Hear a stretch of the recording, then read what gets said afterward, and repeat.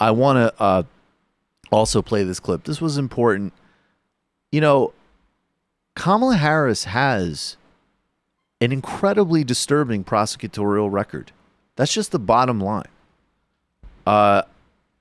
Anybody who cares about redemption, restoration, racism, criminal justice, over-incarceration in general, policing, prosecutorial conduct, the use and rhetoric of crime and policies that jeopardize so many lives as a political tool have to be horrified by Kamala Harris's record if we're being real. And I've always acknowledged that Kamala Harris has a lot of political talent. It's great watching her interrogate members of the Republican administration. It's great watching her interrogate Joe Biden. But if you combine the doublespeak, lack of clarity on Medicare for all, the incoherence of the plan, waiting 10 years to phase it in, which will cost lives, the totally standard issue approach to any number of foreign policy and corporate issues. And there's something just so profoundly disturbing specifically about the criminal justice issues. And Tulsi Gabbard, who, as we always talk about, certainly has plenty of her own problems, was the one to do it. She's clearly choosing to attack Harris and go easy on Biden. There's a calculation there she's making. I do want to say, though, the fact that Kamala Harris, that all she's got is Tulsi's the one who met with Assad, trash. I will critique how Tulsi met with Assad. I will critique not acknowledging that Assad is a butcher and a war criminal and all the rest of it. But this tactic of you have completely laid me the rights and all I've got is that talking point, and incidentally, I'm an uncritical supporter of all sorts of abuses in the Middle East, get out of here. Nonsense. Tulsi Gabbard did a great job with this. Senator Harris says she's proud of her record as a prosecutor and that she'll be a prosecutor president, but I'm deeply concerned about this record. There are too many examples to cite, but she put over 1,500 people in jail for marijuana violations and then laughed about it when she was asked if she ever smoked marijuana. She blocked evidence.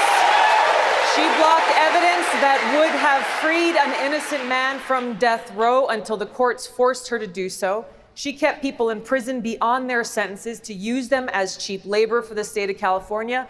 And she fought to keep cash bail system in place that impacts poor people in the worst kind of way. Thank you, Congresswoman. Senator Harris, your response.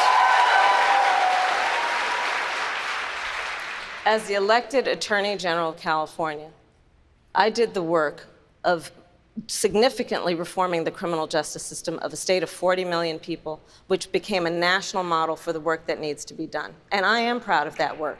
And I am proud of making a decision to not just give fancy speeches or be in a legislative body and give speeches on the floor, but actually doing the work of being in the position to jail people. To jail people. That's the record. That is the actual record. There was some minimal reforms that she supported well late in the game. She even was to the right of some of the national moves of the Obama administration on drug policy. This is one of the reasons why I roll my eyes at the rhetoric of get things done, do the work, and have a plan, is because that's how it's used. I mean, she just had all of the travesties of her criminal justice record clearly laid out for her. And then she came back with, I do the work. And of course, the first answer is, look, it's ludicrous. You're a politician. Every politician gives speeches. So that's just silly. We can dismiss that. But then I think Tulsi Gabbard just explained the work you do. And it was harmful in a profound and systemic way to tens of thousands of lives. And I was the attorney general is not an answer to that. So, this is very, very disturbing. And, we have two candidates in particular. All of them have bad records in various aspects. Even Bernie Sanders voted for the 94 crime bill. But again, in terms of reality, he at the time did talk about incarceration rates and imprisonment. Joe Biden bragged about it. Joe Biden was propagandizing and fear-mongering to put people in jail for decades.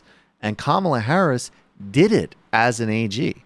So you have two candidates who are not only behind the curve, one was a national creator of the problem, and the other was a prime enforcer of the problem in all of her elected positions. That just simply can't be ignored.